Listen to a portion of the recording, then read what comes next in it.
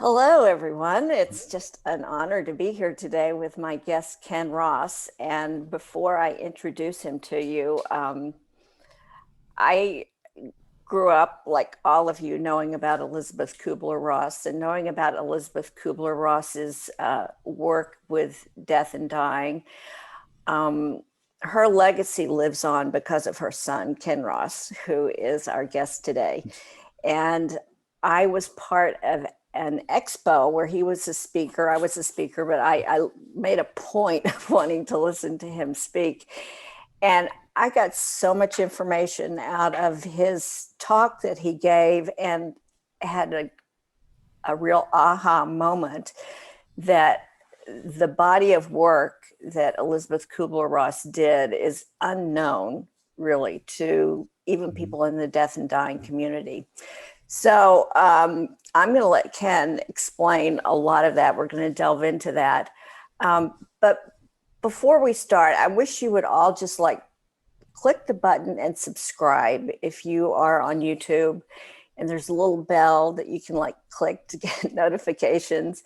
And if you're on Apple or Spotify, also please subscribe. It's just really important, I think, the work that we're doing and the speakers that come and are illuminating and educating the conversation around death and dying. So if you like it and subscribe it, more people are going to get out the message and hear about it. So with further ado, I will let you guys meet our wonderful speaker today, who is Ken Ross. If I can find now we're going to go to gallery. Here's Ken. Hi, Ken. How are you? Hi, Claire. Nice to be here. Thanks for having me. Oh, it's wonderful to have you. We've gotten mountain time zones straightened out here. And yeah, Oh, yes. I'm in Western Australia and Ken is in Arizona, but I didn't know that Arizona has two different time zone systems. So It's pretty crazy out here. And I used to live in Australia. I don't know if you know that. where did you live? I lived in Sydney for a couple of years because my mom used to bring me to Australia for her lectures and workshops, and she loved it out there. And after a couple of times, I fell in love with it, and I actually moved out there. Yeah, well, it's a wonderful place, and it's certainly been a wonderful place to be during COVID because Hmm. it's pretty much been a non-issue here in Australia. So I wanted to. I in the intro, I talked about hearing you at the Beautiful Dying Expo, and you were talk. It was the first time I'd heard you speak, and I thought you were a wonderful speaker. But Thank you. I had no idea that there was so much more to your mother's work that I was completely unaware of. And I want you to get into that. But beforehand, just let the audience know your role in the Elizabeth Kubler-Ross Foundation and what you are doing past and in the future to preserve your mother's legacy. Well, it's quite a complex job I've given myself. I guess it went back to when I was young. I was traveling with my mom, all the time. A couple times a year, I'd go anywhere on the planet she was lecturing or giving workshops. And so I ended up traveling with her to about 20 countries. And then, we kind of both were doing our things. And then later on in life, her house burnt down and I moved out here to Arizona, It not was really it thinking. was it was arson, right? Right, yeah, she was trying to start a hospice for AIDS babies. Mm. And the locals didn't like that. So they were worried she was going to contaminate the groundwater. So they burnt her house down. So she had a small Wow. stroke the next day, a TIA, and I moved her down here to Arizona. And within, a very short time, I had 18 boxes of mail from dying patients sitting in my living room. My mom's recovering from a stroke, and I wasn't equipped to deal with it because I was a photographer and just doing my own thing. And so I was really kind of forced into the family business, I guess, Yeah. and began taking care of my mother on, her publicity, her business needs, her physical health care, taking care of the farm. It was a pretty crazy life. Mm. And I did that for 9 years, and then she passed and died. Sorry, we don't like that word passed. um, and then I decided we really need to start a foundation because people were writing every day from around the world and wanted my mom's wisdom and some kind of shred of inspiration from her. So I started this foundation without really knowing what I was doing. I thought the foundation would do all the work and I'd get to be a photographer, but I gradually got drawn into it further and further. And here I am 16 years later, still running the foundation And and, a trying, major spokesperson for death and dying, and right, advocate for death and dying.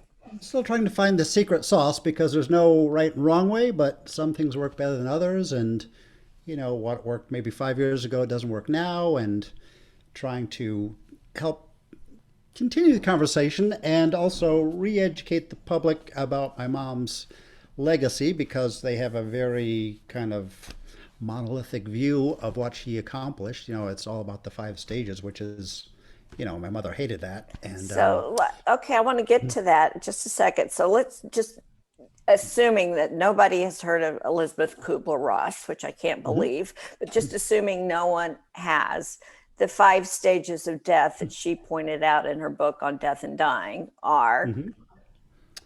They are DABDA, which is denial, anger, bargaining, depression, and acceptance. But as you may have heard on the presentation, when I just happen to have the book here, so this is, the actual book, so I'm not making this up. And Yeah. we go and look at the chart and we see that, oh, Elizabeth wrote about more than 5 stages, right? I mean, there's 10 stages here, and she talked about many other things as being a part of the grief, continuum. Uh, but the main point was that Elizabeth was trying to explain at a time when grief was one thing, that grief is complicated, right? So people come to me and say, "Oh, your mother was wrong. Grief is complicated." I'm like, "That's what she was saying. That's exactly her message in 1969.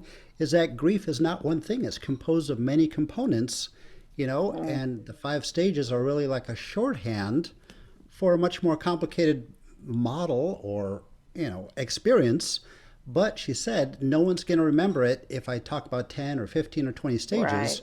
I'm going to Right. break it down into the essential, typically main things that people experience. We're just going to call it the 5 stages because people will remember that. But obviously, there's many other things that happen. It happens in different ways. There's more than one stage happens at one time. Sometimes there's no stages or phases or whatever you want to call it.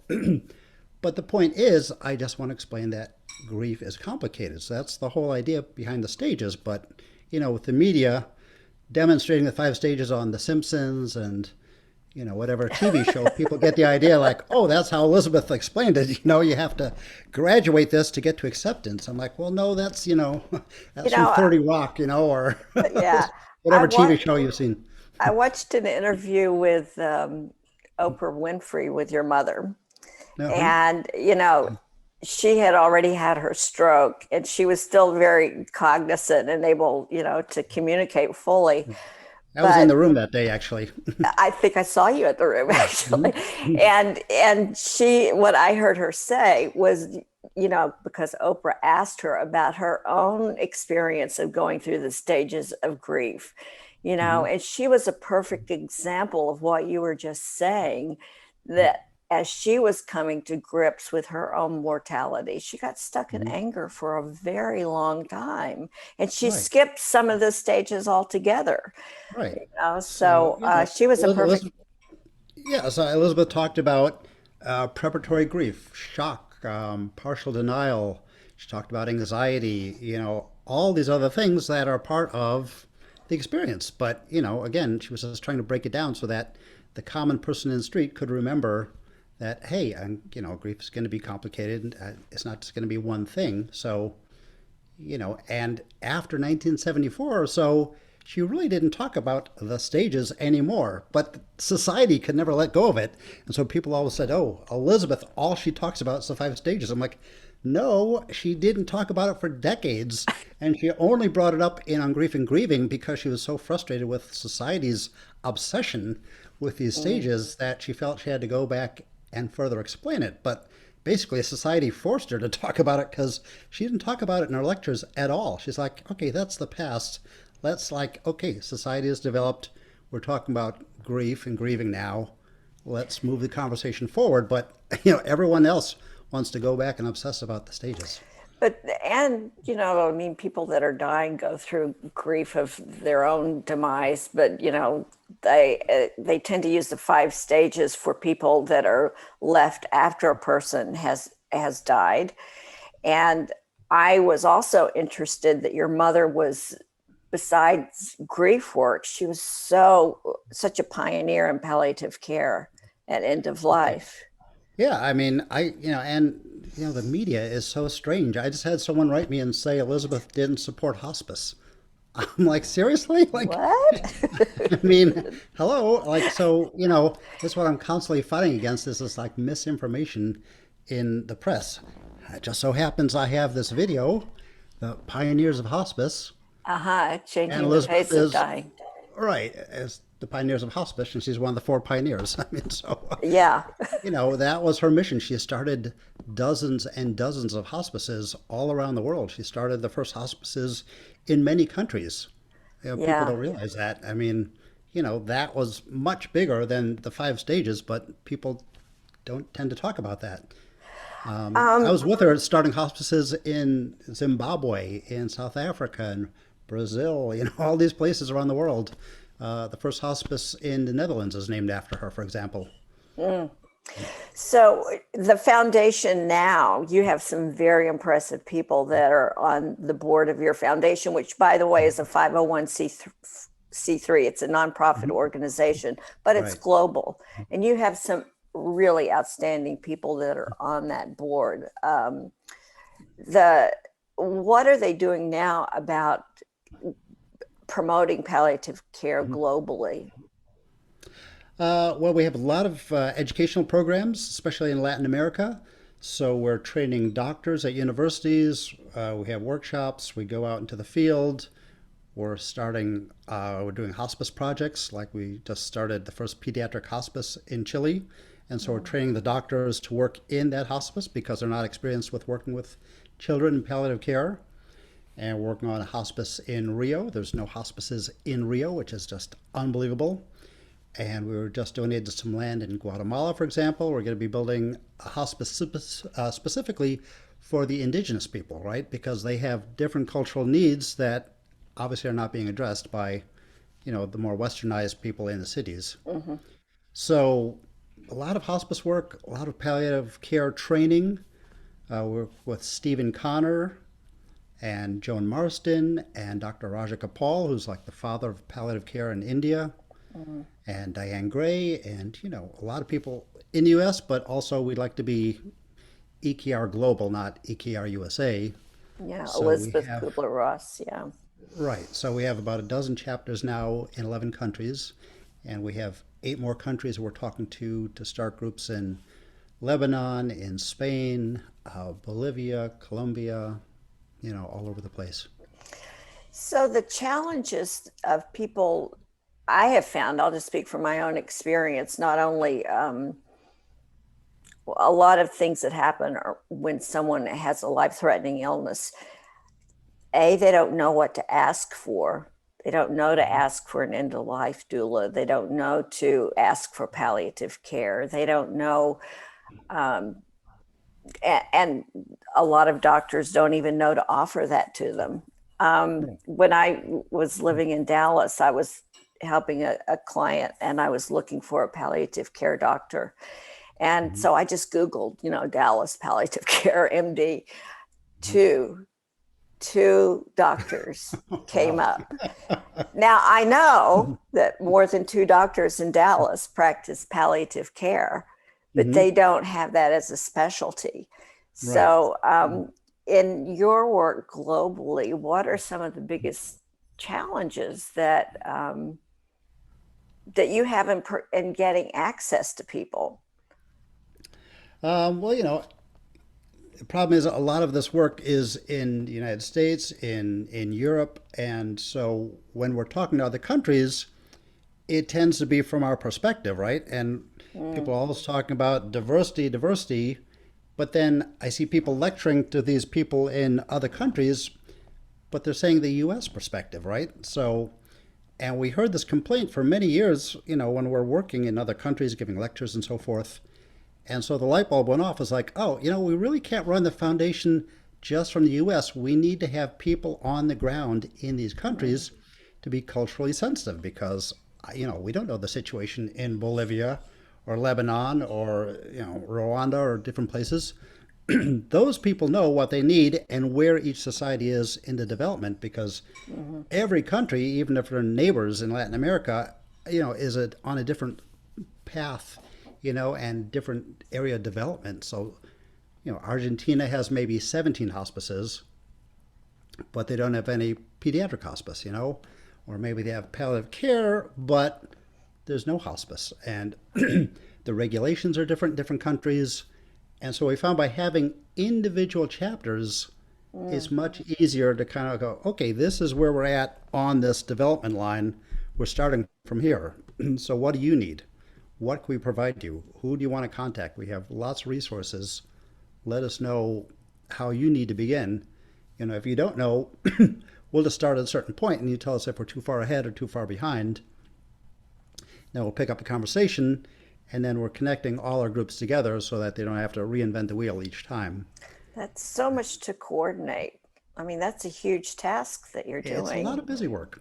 Like, for example, we're starting a TV channel called grieftv.com, Wow. and we're going to start with approximately 250 videos that will each be in 5 different languages, right? Mm. So, and we're trying not to have US speakers or European speakers, but we really want to have a mix of speakers from different backgrounds, different cultures, different languages, different, socioeconomic levels, so that we're speaking to everybody. And also we find the problem is like a lot of the material is in English, and we forget even in America that there's a million different Vietnamese speakers. There's umpteen 100,000 Burmese speakers, Thai speakers.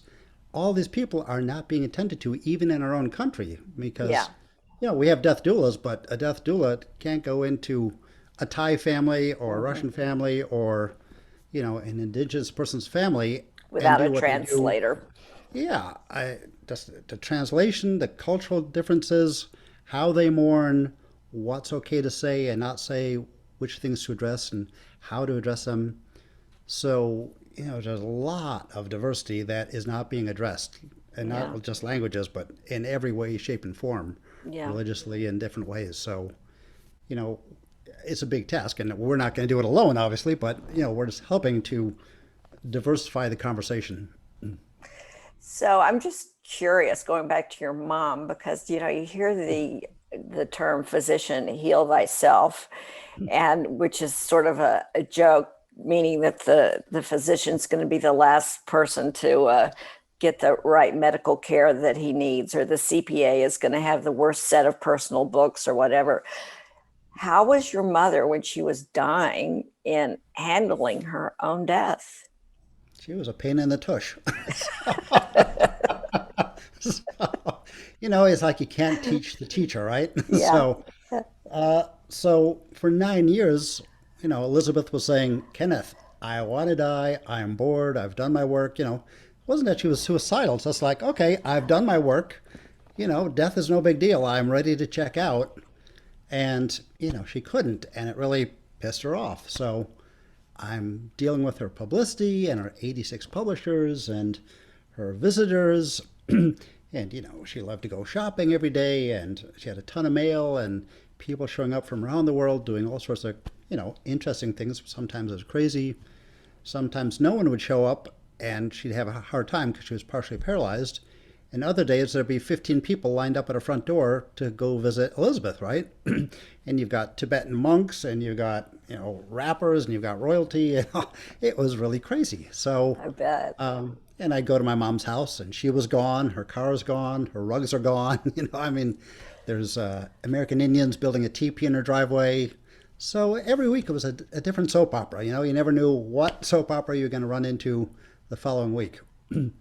So, it was difficult because she was bored and angry and she was a workaholic, right? I mean, she began her work when she was roughly 40 years old Mm. and retired in her 60s. And in a time, she wrote 24 books, started the hospice movement to some degree, the palliative care movement, wrote hundreds of chapters. She was traveling around the world doing AIDS projects, vet projects, beginning the first hospices in jail in the 1980s. She was doing workshops. She had a running farm. She saw patients. She was a mom. It was insane how much she did. And then she was paralyzed, right? So, I mean, anybody is going to be angry with that and frustrated, right? If you're a workaholic. So she couldn't sit still, and yet she had to. So finally, after 9 years, one day she turned to me and she said, Kenneth, I am not ready to die. And I'm like, what? And then she changed the subject, right? And no explanation, no nothing. And I'm like, what is she talking about? And she wouldn't like go back to that conversation, that like miniature conversation. And then a few weeks later, she died. And it took me years of thinking about this. And I thought, aha, this is exactly what she said. She said, when you learn your lessons, you're allowed to graduate and die. And so when she learned her final lesson of self-care, letting go of her anger, and just letting people take care of her, she graduated. It was incredible to see, wow, she really Yeah. like she was totally right Yeah. about that.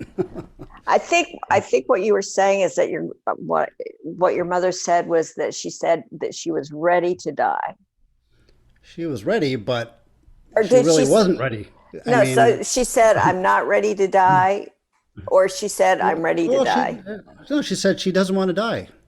After Okay. 9 years of saying, I want to die, then all of a Oh, sudden, okay. Kenneth, I don't want to die. I'm not ready to go. I'm like, what? Like, you've been saying for 9 years you're ready to go.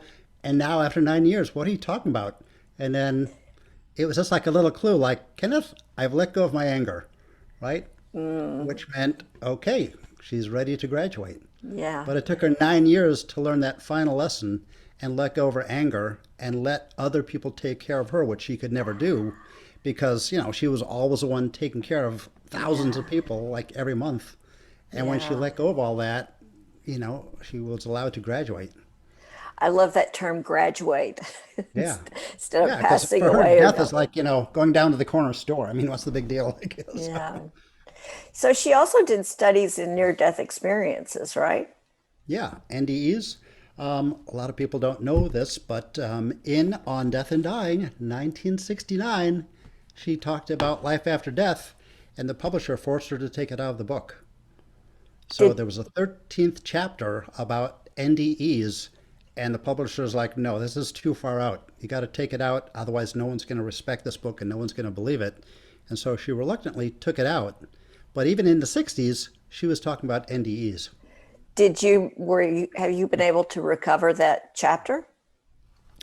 Unfortunately, I found out about this only a few years ago from her associate who was himself dying. And he said, like, let's talk about it more next time you come back. And unfortunately, he died soon after that. And I was not able to find out if he had the chapter, but I've not been able to locate it. Obviously, Boy. she talked about it later. She did several books on it, and some of her best selling work, even now, it's her best selling work in German and Spanish, is her books about life after death. Could you give me some titles? The near death Uh, experience or life after death? It just so happens I have one here in my little library. This is one book I really love, The Tunnel and Uh-huh. the Light. Uh-huh.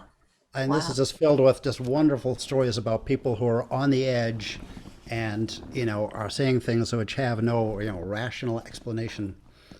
So she loved to talk about it, and she wanted to in the 60s, but it was too far out. And even in the 70s, she began talking about it in the mid late 70s. She got a lot of blowback from it, and there's just hundreds and hundreds and hundreds of articles like just blasting Elizabeth because she's gone crazy and she's talking to spooks and all this stuff. She's like, they're just not ready for it. One day they'll learn. So she goes, the problem's not with me, the problem's with you. So, They'll graduate, they'll find out. exactly. She goes, I mean, it's going to come out whether you're ready for it or not. I'm just Mm. reporting what patients have told me. I'm not, making this stuff up. Don't blame me for being the messenger. No, I mean I've been around many people that have had near death awarenesses, and I've had a couple of my own near death experiences. So, I mean, once you've whether you see other people see it or you experience it yourself, it is you just don't even see what the big deal is. But quite Oh, honestly. I But mean, yeah, people have been to the edge, rarely are afraid to die ever again because, they know. So, yeah, yeah, mhm. yeah. Well, so you have this full life. You live in Arizona. I know you have a cat. I saw your cat. I've But got the five. Yeah, um, my mother said anything worth doing is worth like overdoing, basically. So, and doing with a cat. right. Um, So I rescued five cats. well, so I know that, during the pandemic, I'm sure that, you were home more than you normally have been. But Mhm. um, what are you doing to kind of balance all the work that you're doing in your own personal life? But typically, my balance comes from traveling, even if it's for work. I just love to travel. You know, Growing up, I met lots of dying people. When I was, 8, 10, 12, my mother was bringing home dying kids and saying, "Hey, Kenneth, when to go play with this person while I make dinner?" And have these intense conversations for someone my age. And so, I grew up knowing that the clock is ticking. We never know when, the alarm's going to go off and we're going to check out of here. Mhm. And so I thought, wow, life is short and precarious. I got to do something interesting with my life. So my dad had all these National Geographics, and I thought that would be like an amazing life just to go out and be one of those photographers who sees the world and climbs mountains and hangs out of helicopters and meets tribal people and movie stars and go into factory and see how things are made and photograph them. And I thought that's really an interesting, diverse life. And I was also very quiet, so I thought, oh, I can just kind of hide behind the camera and I don't have to like talk and interact much. I'll just photograph life and experience it through the camera. And so my goal was always to photograph 101 countries, which I just did last November. I got to my 101st country, Guatemala. Mm. So anyway, traveling is a great release for me. I just love diversity. I just love seeing other cultures and sampling other foods and just, kind of rolling the dice and see what happens. I'll get a one-way ticket to some country with a week or two or three and just have no plans and just, I won't read anything, don't do any research. I just go and land and go into the middle of the city and just an adventure begins. Well, I'm very appreciative that you've come in front of the camera to share Yes. share a bit of yourself with us today. If people want to get hold of you or donate to the foundation, I mean, so what is people are motivated to get some of these, new aspects of Elizabeth Kubler-Ross. Mhm. Where can they find her books? Where can they get more information to donate? What do you recommend? What's the story? Well, we have a website, of course. We have many websites. In the US, we have EKR, Elizabeth Kubler-Ross, ekrfoundation.org. But we also have websites in Spanish, Portuguese, Flemish, French, and Japanese that I can think of. And I think we need to make one in German soon. So many languages. And but the main one is ekrfoundation.org. And we're doing educational seminars on them.